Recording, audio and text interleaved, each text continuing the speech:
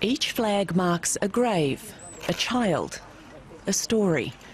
And members of Canada's Indigenous groups want those stories heard. You are bearing witness to a very important truth about Indigenous people and Canada. It has been referred to as a historic, dark chapter.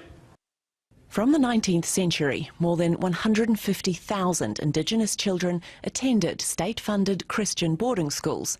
The children were separated from their families, languages and traditions. The last school closed in 1996. I've gotten so many beatings for speaking my language that I'm sure that there's a subconscious block that just didn't allow me to do it.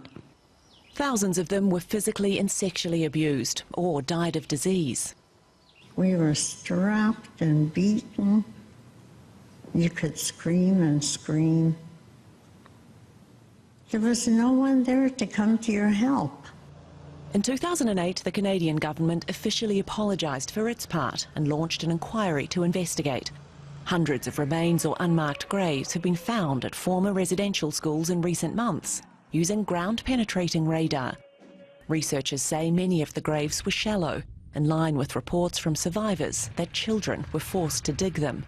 They warn the discoveries so far are just the beginning. There are very likely to be many human burials in the study area. After all, this investigation has barely scratched the surface, covering just under 2 acres of the total 160-acre residential school site. Indigenous leaders have called on Prime Minister Justin Trudeau and the Catholic Church, which ran many of the schools, to open their records immediately and fully so all the remains can be identified. The responsibility of our children is the families, the community.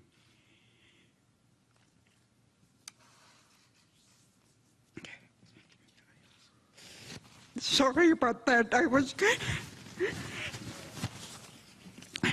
swearing up and down. When I'm going to come up here, I want the truth to be out, and I'm going to be strong.